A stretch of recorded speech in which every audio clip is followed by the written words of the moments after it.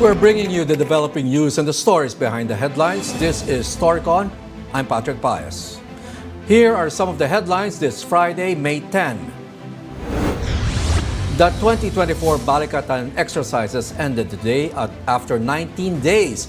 Defense Secretary Gilbert Teodoro says the conduct of this year's drills was successful. Planning for the Balikatan 2025 is reportedly set to begin right away. Senators fear Pogos have entered Bamban, Tarlac politics after its mayor, Alice Go, was linked to the games. In a Senate hearing, Go failed to show educational and medical records to prove that she's Filipino. The probe comes after 2 Chinese Pogo hubs were raided in the mayor's town, which are allegedly being used to hack government websites. Go denied any involvement but admitted to having shares in the firm that previously owned the Pogo hubs. And the Ombudsman has affirmed its ruling against former budget department officials involved in the 11.5 billion peso Farmally mess. It earlier found probable cause to file graft charges before the Sandigan Bayan. The Ombudsman's investigation stemmed from alleged anomalies in the awarding of contracts for pandemic supplies to Farmally in 2022. And joining me today is Ana Marie Pamintuan, Editor-in-Chief of the Philippine Star. And right next to me, of course, is our resident political pundit, Ronald Llamas. Ami. Good afternoon, Ami. Good afternoon. Ha? Happy rainy weekend. Friday. Ayan, natama na ako ngayon Friday. Ha? Happy rainy Friday. Yes, Lakas ng ulan okay. kanina. Yes. Oo nga. Naghahanda nga daw Department of Agriculture for a more destructive La Nina. Yes. Ganun naman. Kaya ayan, after this heat wave, sunod naman, puro bagyo. Yes. Okay, but meantime, At Ami, bahak. what's the possible banner story of the Philippine Star?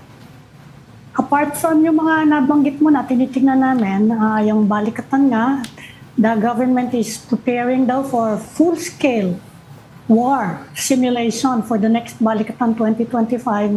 Saka sumagot na si President Marcos doon nag-comment tungkol doon sa testimony I know, we have it right here. leaks. Dali lang, ha? No, sabi niya. Ayan. Sabi niya. Jukebox. Professional liar daw, saka parang jukebox.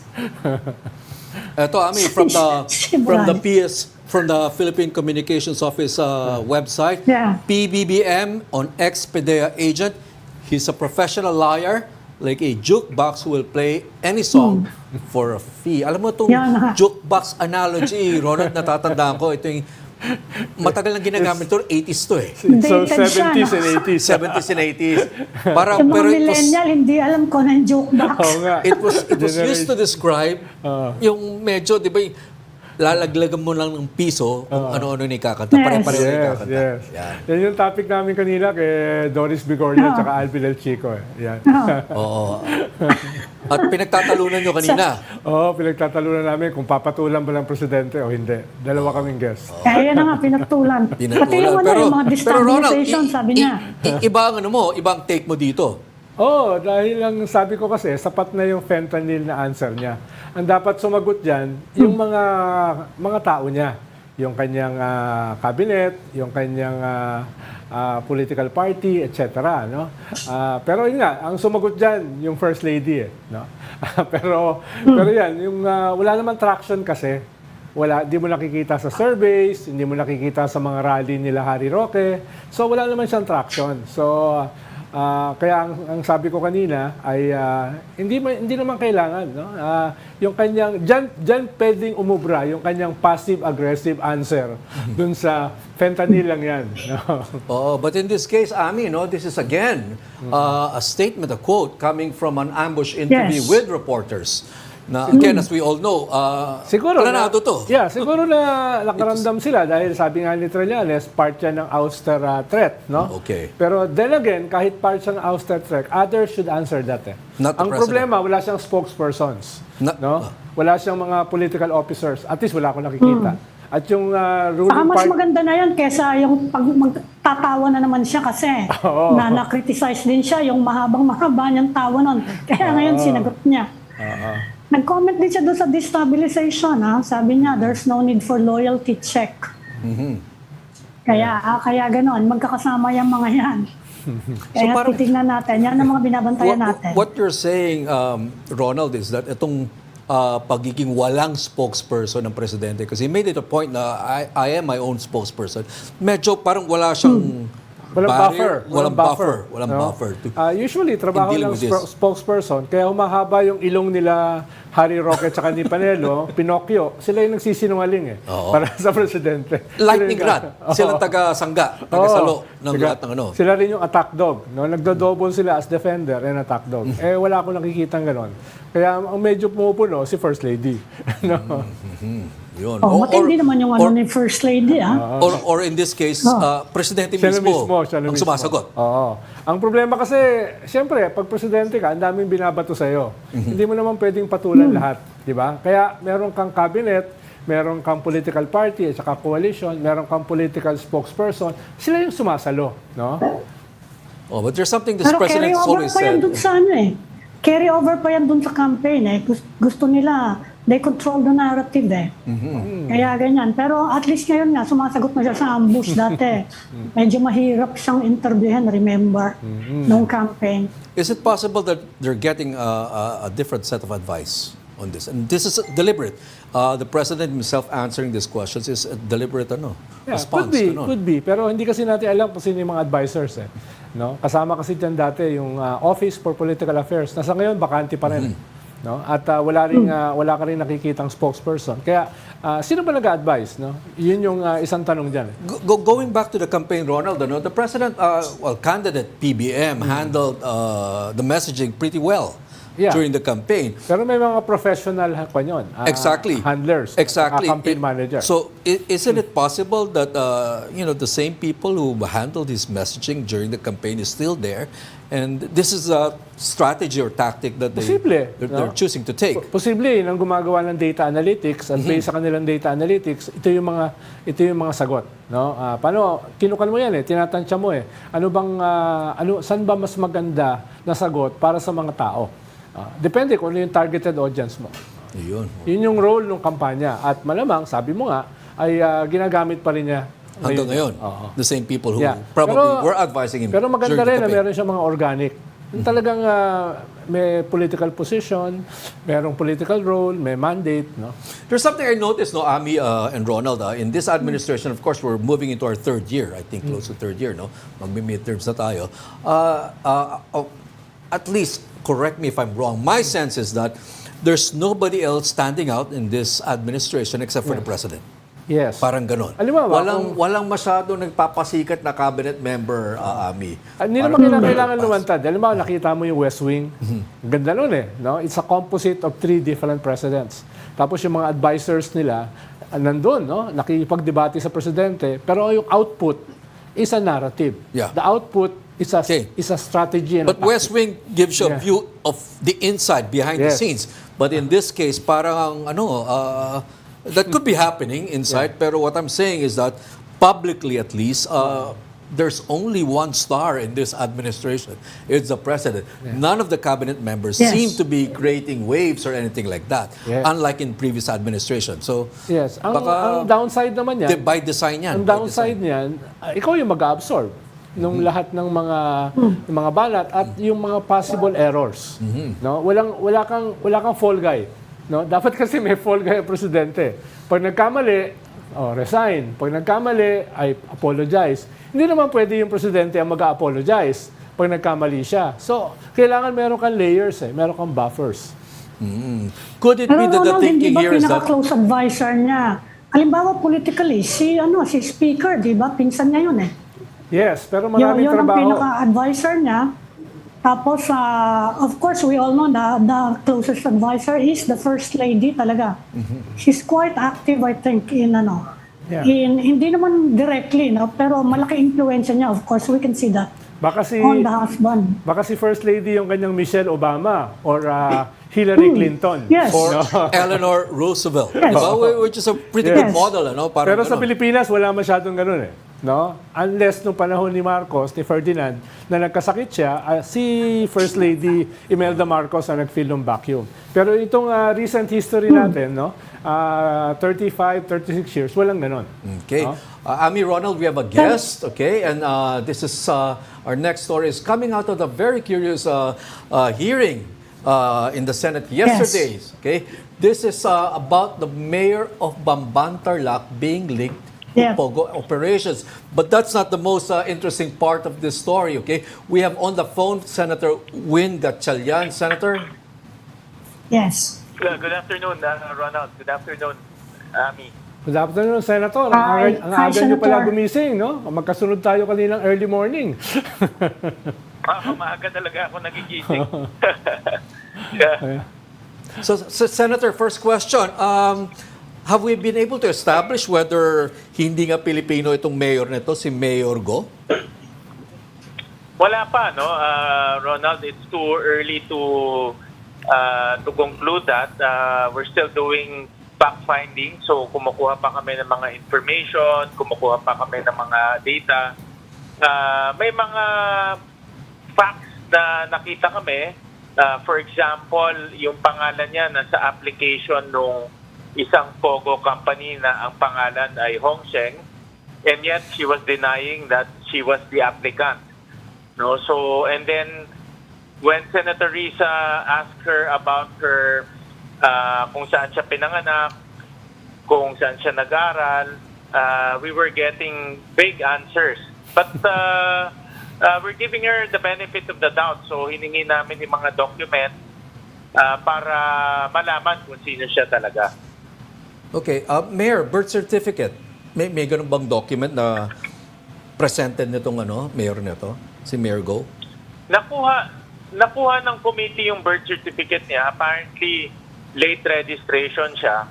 So, nag-register siya nung kanyang birth certificate when she was already 17 years old. Okay. So, yun nakuha ng committee yun. That would be a bit suspicious, won't it, Mayor? Congressman, Senator, sorry. Yeah, merong ganyan. Ano? It was quite suspicious. And then we were asking her about her business. And then we were asking her about the companies that she's involved in. Meron kasing nakuha yung committee ng mga incorporation papers kung saan may mga pangalan doon na pare-pareho yung address at pare-pareho yung last name. Pero nung tinanong siya kung kilala niyo yun, hindi niya raw kilala. But nakuha namin parang 7 or 8 incorporation papers na pare-pareho yung personalities, pare-pareho yung address. And yet, she denied knowing those personalities, even though na pare-pareho yung last name. So, maraming question marks, Ronald, na lumalabas from the hearing. So, we will continue to get information. Senator, Hindi ba dapat ang COMELEC verify yan? Yes. When she filed her Tatanong candidacy, yung qualifications niya sa candidate, hindi ba dapat na-verify yan? Saka pagka yung swearing in, di ba yung unang-una yung citizenship mo? Di ba dapat na-verify yan ng COMELEC? Ang COMELEC kasi presumes regularity Ami. So kung nag-file ka at kumpleto naman yung dokumento, for example, your certificate of candidacy, nandoon, ina-assume nila na walang problema. Unless may mag-file. Kung mayroong magpa-file at magcha-challenge ng certificate of candidacy mo, then doon nila i-verify. So ganyan ang nangyayari by practice. Senator, For local government, pwede yung naturalized citizen? Pwedeng tumakbo for local government? Pwede ang naturalized. Ang hindi pwede ay kung ikaw ay congressman and senator and Yes. kailangan natural born ka. Senator, kailan nyo kaya yes. babawiin yung iyong binigay sa kanya na benefit of the doubt?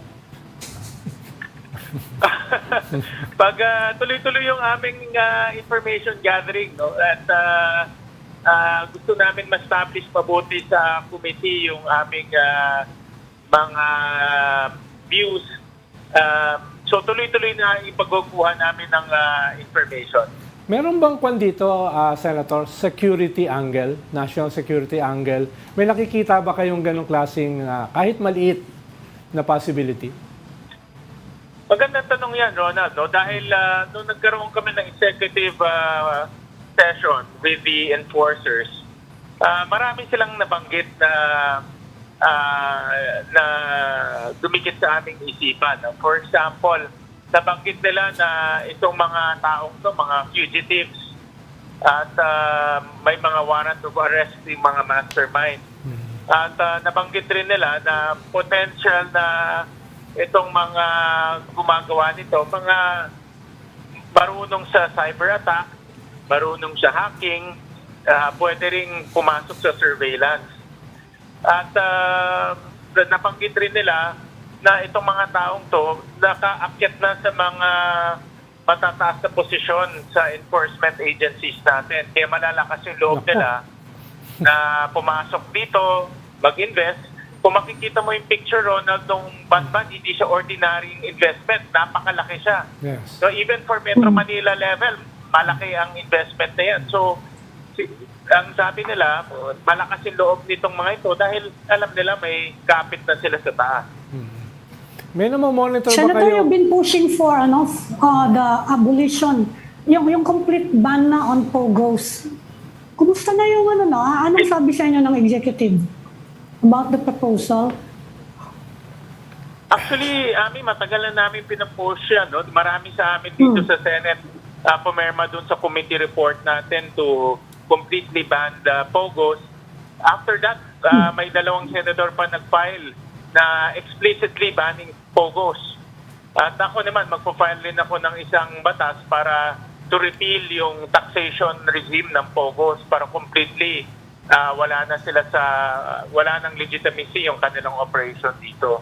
So mayroon talagang clamor dito sa Senado na i-ban na itong Pogos dahil nga in the last 2 years, itong last 2 years lang ng bagong administration, 6 na raids ang nangyari.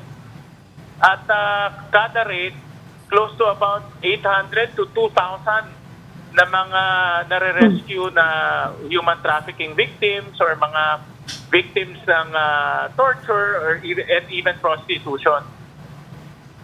Senator, meron ba kayo namamonitor na similar cases katulad nito sa ibang bahagi ng ating bansa? Or ito ba ay isang isolated case? Magandang tanong yan. In fact, doon sa executive session, sinabi rin ng mga enforcers na meron pa silang sino-surveillance at pinomonitor na ganitong activity sa ating bansa. Ang problema kasi, Ronald, yung PAOK natin, apparently 40 lang sila sa kanilang team nila. So hirap silang sabay-sabay mag-monitor, sabay-sabay mag-read. At nag-iingat rin sila ikalat yung information dahil alam na rin nila na itong mga Pogo may connection na sa iba't ibang enforcement agencies. Kaya, but based on their information at report, marami pang ganitong mga modus operandi na nangyayari dito sa ating bansa. At yung mga embassies rin. In fact, itong nangyari sa Bamban, tip to ng isang embassy, I think Malaysian and Vietnamese embassy. So marami pa silang nakukuhang tip na sinasurveillance sila ngayon. Okay, Senator, are these incidents all related? I'm including here the enrollment of for the presence of Chinese students in Cagayan, in a Cagayan University. This Bamban mayor is supposedly being linked to a Pogo, and apparently or apparently no, she's of a Chinese national. So are all these incidents related, Senator? Yung sa Cagayan, hindi ko masabi kung related, Ronald. Na-read some Facebook post na may isang school doon na talagang meron silang partnership with a Chinese school. And di naman nila dinideny na meron silang mga Chinese students na legitimately nag-aaral doon. Ang hindi lang magandang lumalabas na balita, binebentahan raw nila ng diploma. No? So yun yung aming imbestigahan kung merong diploma for sale. Pero yung presence ng Chinese students doon, apparently, based on the Facebook post, legitimate na mga estudyante daw yung mga nag-aaral doon. Kasi Senator, alam niyo naman, madaling mag-escalate ito into a conspiracy about a alleged Chinese invasion, no? Lalo na't may problema tayo dun sa may bandang West Philippine Sea. Wh- what do you make of all these incidents, Senator? Is this a typical parang mga may problema o mahirap ang ekonomiya sa China kaya maraming nagpupunta dito dahil mas may opportunity dito or kung ano man, Senator? I think i-divide ko ito into 3 categories. No? Number 1, yung Pogo. Yung Pogo talaga, time and memorial, are being operated by syndicates. Mga sindikato yung mga nag-ooperate dyan, mga may warrant of arrest, mga fugitives. At pumapasok sila dito dahil malaki yung kita nila sa scam. No? Kahit na delikado yung kanilang estado dito sa bansa natin, pero dahil sa laki ng kita nila sa scam, sumusugal sila. Pangalawa, yung mga students, no, yung mga Chinese students. Hindi lang naman sa Cagayan. No? In fact, marami akong nakikitang mga higher education institution dito na mayroong Chinese students and other nationalities, Ronald, for that matter. So, African, Indians, Pakistanis. So, para sa akin itong presence of foreign students and Chinese students sa higher education institution natin, ibang treatment sila. They can be legitimate, and for my information, mukha namang legitimate. Okay. And then, of course, yung pangatlo dito, yung geopolitical issue, no, na marami kasing nadidiscover rin sa mga villages, sa mga high-end buildings, sa mga Chinese, sa mga high-power firearms. Yun ang medyo nakakatakot dahil parang merong I don't know kung sindikato sila or sleeper cells, pero definitely nahulihan sila ng mga high-power firearms. Kaya meron talagang angulo ng parang yung sleeper cells na tinatawag natin. Senator, where do you put this curious case of the Bamban mayor? Tama kasi, Mayor, yung... Tama kasi, Saan sa tatlo? Yes. Tama kasi, Senator, yung sinabi niyo eh. Itong mga karamihan sa mga Pogo ay mga sindikato. At dahil sindikato, multifaceted yung angles niyan eh. Dito nga, may nakita tayong COMELEC angle, may human trafficking angle, merong drug angle, may prostitution angle, may national security angle. Kaya dapat yung gobyerno, hindi lang yung Senado, hinaharap ito na whole of government approach. Dahil ang daming angles nito eh. At malamang, sabi nyo nga, hindi lang ito isolated case. May iba pang mga nangyayari ito around the country. I agree, Ronald.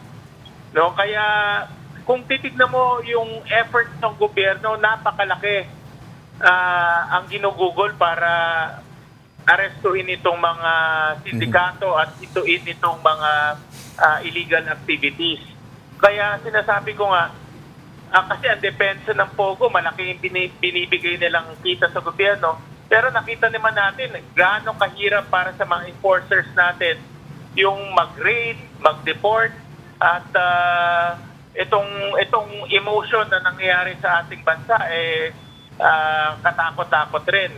Kaya ito yung tamang investment na gusto natin eh. Dahil itong investment na ito, nakakapit dito, criminal activities na nakakasira sa lipunan natin at nakakaabala sa ating lahat. Senator, you also mentioned legitimate visitors from China. Ang DFA, sinabi nila they will tighten rules on tourist visas for the Chinese. Isa sa pinakamalaking sektor ng mga bisita natin dito are from China, and we are actually trying to attract more tourists here. Anong masasabi niyo doon sa move na yon? Baka sa tingin niyo, in terms of impact, say on tourism, yung legitimate, ha? Yeah. Magandang tanong yan, Ami. No? Ang pasok ko kasi dyan ay itong nangyayari sa Pogo eh. At dahil nga maraming pugante na pumapasok, they're tightening the requirements ng mga visa applicants. Kaya nga yan yung tinatawag nating maybe unintended or intended consequence. Dahil dito sa Pogo at maraming nakikita mga fugitives, nagta-tighten tayo ng requirements. Pero if you look at the bigger picture, meron kang mga legitimate students na nag-aaral dito, meron mga legitimate businessman na nagnenegosyo dito, meron din mga legitimate na tourists na pumupunta dito na maapektuhan sila. So, kaya nga sinasabi ko, itong Pogo, nagkakaroon rin ng kumbaga negative offshoot sa mga ibang ahensya natin na tatamaan naman yung mga legitimate na mga industries na kumikita rin naman sa mga bumibisita dito sa atin. Senator, You meron think ba it's a kayo? good idea to try to attract more visitors from China? O sa nangyayari ngayon, geopolitical, everything, you think it will be useless if even the Department of Tourism will try? Kasi yung ibang bansa, like Thailand, yung Indonesia, napakarami nilang bisita from China actually. Should we try to, If you remember- to intensify efforts? If you remember, nung 2019, before the pandemic, 1/4 of our Yes. tourists galing sa China. Yes. So at the height of our tourism campaign, 8 million tourists ang pumupunta dito sa atin. Almost 2 million galing sa China. So talagang malaking market sila. Pero ang nangyayari kasi dahil dito sa Pogo at dahil nga dito sa mga personalities, itong mga criminal syndicates, nadadamay ngayon itong mga legitimate tourists. No? So, hindi natin maalis yan kasi kung makikita natin mga Chinese tourists, tingin natin sa kanila, Pogo, sindikato ng Pogo kaagad eh.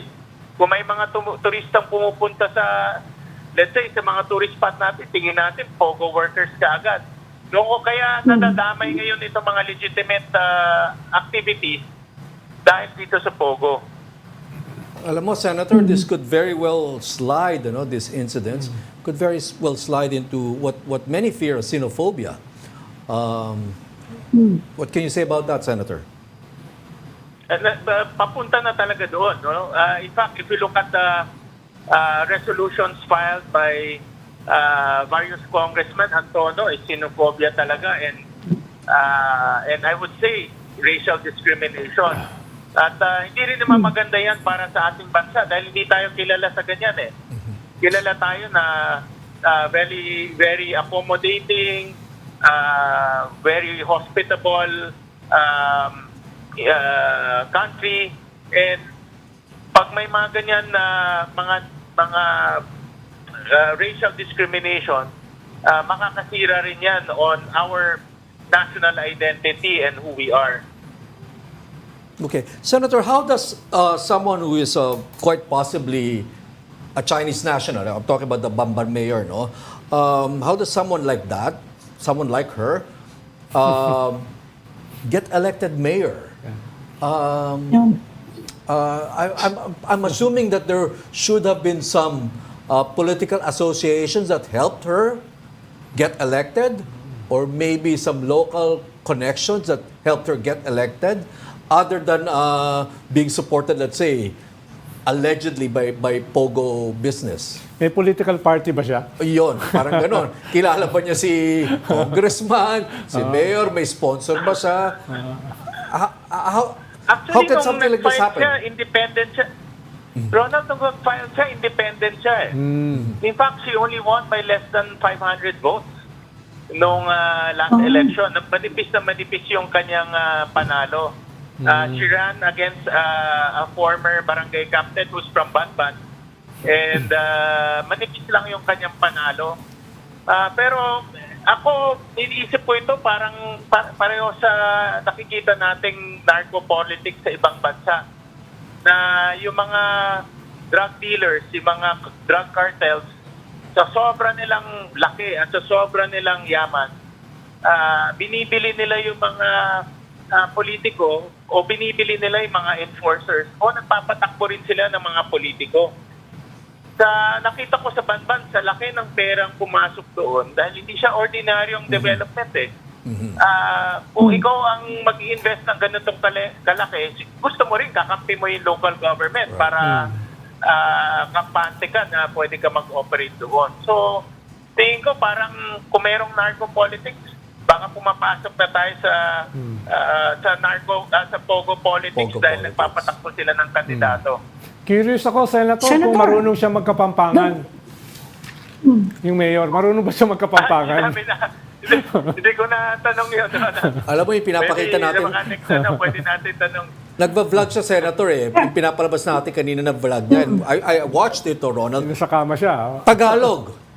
Flawless yung Tagalog niya. Yes, yun din sasabihin ko eh. But Diretso Tagalog niya. diretso Tagalog niya. And But I think, she's presenting herself as a Chinoy. Yeah. Would you know, Senator, kung involved siya, halimbawa, maraming mga negosyo eh. Kasama ba siya sa mga Chinoy organizations? Karamihan sa mga negosyante natin Dialect Chinoy yan, are Kapampangan eh. Sa Tarlac. engaged in organizations eh. Would you know? Sa alam ko hindi no? Kasi may mga kaibigan naman tayo sa chamber, Yes. Filipino-Chinese Chamber. Wala naman ako nakukuhang feedback sa kanila at sa mga tanong-tanong ko. Pero definitely dito siya lumaki. Ewan ko kung dito pinanganak. Dahil nga magaling yung kanyang Tagalog, definitely dito siya lumaki. No? But then again, kasi sa atin, di ba, we follow yung where you are, we follow the bloodline eh. So kung ang parents mo Chinese citizen ka. Diba? Unlike sa US, kung pinanganak ka sa US citizen ka, regardless anong nationality yung parents mo. So, yan yung isang documentary namin titignan kung ano ba yung citizenship ng kanilang mga magulang. yeah, I meant to add a while ago, no, that her Tagalog is very good, quite good, no? But you could sense or hear an undertone of some accent of sorts. I'm just not familiar with the accents, kung where you place it, whether it's local Chinoy accent or an accent that is more identified with the mainland, no, Senator. Pero yun nga sa mga kasama natin na narinig yung accent itong mayor nito ni Mayor Go, sabi nila halata yung yung mainland accent. Senator, dun sa initial information nyo, meron na ba kayo naiisip na mga kaso na pwedeng posibleng isampa ng ating mga enforcement agencies? Okay. Bago yan, Ronald, sabi ng director natin, pwede daw natin pakinggan yung boses ng mayor, ni Mayor Go. Para makita natin. Baka may ma-comment dito si Senator Gatchalian. Let's listen to it. Good morning, ate. Kain tayo, Ate G. Pagising ko ng umaga, ang ginagawa ko, pagkatapos ko maligo, mag-ayos ng hair ko dahil mahaba, kumakain muna ako ng breakfast. Pagkatapos ko mag-breakfast, saka ka lang ako nagwo-work either sa election or sa farm, sa negosyo. Ang pinaka-favorite ko po na ulam tuwing umaga, almusal, ay tuyo. Kasi hindi siya malat at ito talaga paborito ko. Okay, Senator, your comment. Can you place the accent, Senator? I'm not a linguist expert, no? Okay. Hindi ko expert in linguist. Pero akin lang, my own personal analysis. Tingin ko dito sa lumaki. Okay. No? Yes. May mga, di ba, may mga tayong local terminologies, in local Expressions. Mayroon tayong may style tayong nagsasalita eh. Like for example, right. mga nagwo-work yan. Very particular yan sa atin. Yes. Hindi yung English na tinatagalog natin, very Pinoy yan eh. Hindi Right. nagagawa yan ng ibang mga hindi taga dito. So, I'm very sure dito siya lumaki. Now, ang question is, dito ba siya pinanganak? And then pangalawa, nung pinanganak ba siya, kung hindi siya pinanganak dito, paano siya naging Filipino? Is it naging naturalized ba siya or some other modes? No? So, those are the things na gusto rin natin makita. Okay, Ronald, you Senator, were asking a anong while ultimate ago. goal ng investigation ng Senate? Well, On the this issue. ultimate goal is, number one is to continue to call for the ban of Pogo. Yun ang aming ultimate goal. And one of the legislation na lalabas dito ay yung ipapile natin to repeal the Pogo taxation law as well as to join the other two senators, si Senator Joel, si Senator Alan Cayetano. Meron na silang dalawang bill kasi na to ban Pogo, so I will join them in that. But I will also propose to repeal the taxation kasi taxation explicitly legitimize the Pogo here. Kasi if you read the taxation law of Pogo, parang recognize sila. So we will repeal that. So this is the ultimate goal. Of course, yung fact finding hopefully will enable our enforcers and DILG to get more facts and information to use it in their investigation, no? So nag-info gathering rin, fact finding and info gathering rin kami. Yes. Senator, nabanggit nyo yung mga resolutions, mga statements sa House, sa Congress, na bordering on xenophobia, no? And even racism. Pero last year kasi narinig ko si Senate President Mig Subiri challenging the Filipino-Chinese community to stand up and be counted. At linawin kung sila ay Pilipino or Chinese sa kanilang loyalty. Narinig ko rin siya na sinabi niya na dapat i-explore natin yung possibility na magkaroon ng ban sa Chinese products. Ito bang statement ni Senate President ay meron ba siyang manifestation as bills or resolutions sa Senate? Ako hindi ko narinig yung mga statement na yan, no? To be honest about it, Ronald. I don't think wala akong narinig na ganun. Wala rin akong alam na bills na to that effect. Okay, thank you for joining the Storycon, Senator Gatchalian. Salamat, Thank you, Senator. Senator. Salamat, Ronald. Thank you. Salamat. Abby, thank you. You're watching the Storycon on One News. We just need to take a quick break, but we'll be right back. This is the Story Conference Group or the Storycon Group.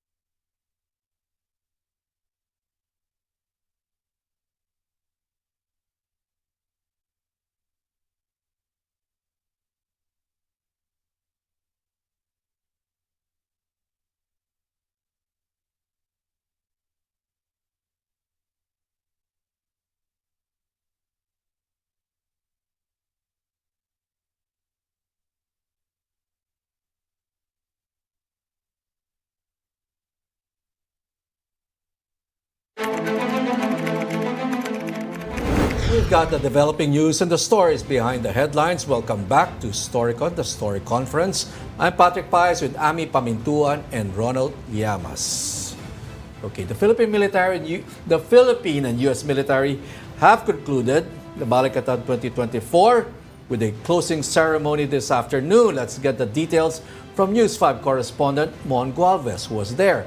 Mon. Patrick, after 19 days, the Philippine and U.S. Armed Forces formally concluded the 39th Balikatan exercises. Defense Secretary Gilbert Sodoro said the war games have been successful. He also insisted on the importance of this kind of activity where members of the Armed Forces of the Philippines or AFP get out of their comfort zone and somehow experience an actual armed battle. This, he said, has been the biggest Balikatan exercise in almost 4 decades, where around 11,000 members of the U.S. Armed Forces and 5,000 Filipino counterparts took part in. Some of the areas where the war games have been held were in Palawan, Batanes, and Ilocos Norte, where the sinking of China-made vessel BRB Lake Calinaya was conducted. This afternoon, they already started planning for the next Balikatan exercise in 2025, and according to AFP, expected to be more challenging and more complex, and there will be full battle simulation and more realistic scenario. Patrick? Okay, thank you, Mon Gualvez. That was Mon Gualvez of News 5 covering for us the Balikatan exercises. I meant to ask Ronald and Ami, hyped itong Balikatan 2024. And yet, we parang it was ignored by China. We had naval drills on the West Philippine Sea, on the EEZ, which is, as far as China is concerned, their territorial waters. Well, they tried to rain on that party by releasing the transcript nung alleged Was that leakage related to Balikatan or parang it was related to something else, Ronald? I think it's related to a lot of things, no? Dahil nangyari yan daw ay last year pa. Pero ngayon lang nila ni-release. So yung timing is crucial eh. Isn't that more related to the internal politics here in the Philippines? Yes, kaya nga sabi ko In political fights. basically, pero baka may isang angle doon na baguhin natin yung narrative nitong Balikatan. Paano pinakita? This is the biggest in 4 decades or more. So, no? so you think na medyo nasindak ang China dito sa Balikatan nito? Yes, dahil sobra yung kanilang saber rattling eh. Not only sa usapin ng ating West Philippine Sea, kundi sa usapin din ng Taiwan, no? At ang banat nila rito sa Balikatan ay bordering ito papunta sa norte. Yeah. At ang tingin nila, yung norte is related to Taiwan, no? Pero hindi nila kontrolado yung narrative eh. Kaya tingin ko itong kanilang pag-release nitong fake or whatever na Recordings. transcript, no, is very disruptive dun sa, sabi mo nga, local na statements natin against aggression ng China at saka possibly itong Balikatan. Although hindi ito yung primary objective, no? Pero disruptive eh, naging disruptive hanggang ngayon eh. Parang it feeds more into the brewing fight now between elements identified with the former President Rodrigo Duterte and elements identified with this administration. Kaya kung makikita mo yung mga talking heads ng China, yung kanilang mga bloggers, no, columnists, etc., iisa yung linya eh. Itong transcript, no? Itong transcript ay parang bahagi ng isang script. No? Okay. Halos pare-parehas. Hindi ko na kinakailangan isa-isahin. Pero kung i-monitor ng ating audience yung mga traditional or usual talking heads ng China or pro-China, iisa yung narrative. Okay, Ami? Pero, Ronald, nung January daw yung conversation na yan eh. Diba, January this year. Baka naman binabantayan lang ng China kung hanggang matapos yung Balikatan. Don't you think before they will react? Kasi, di ba sinabi rin naman, alam naman nila kung gaano karaming bansa ang involved dyan. Di naman siguro sila mag-head-to-head doon. Okay. And what do you think after, ang binabantayan ko ngayon, kung anong mangyayari afterwards? Yes. Kasi marami silang ginagawa din sa South China Sea. Yan lang sa Sandy Cay. Pwedeng i-intensify nila yan because as a result of this. Kasi nakikita nila eh.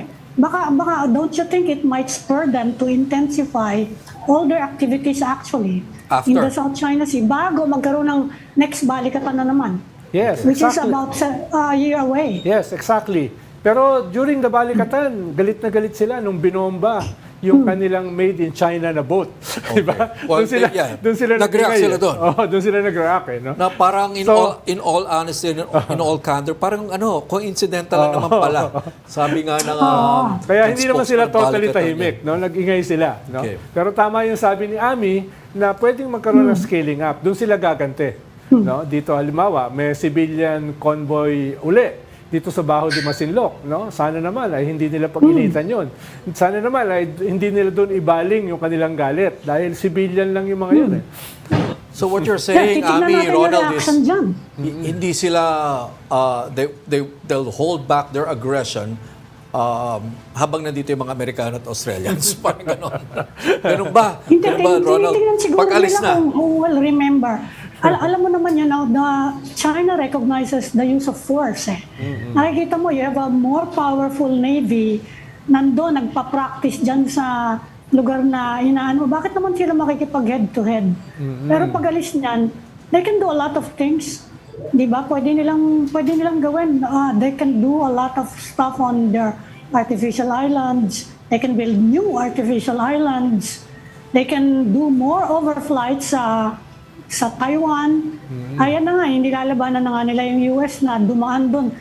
Nag-passage lang doon sa Taiwan Strait.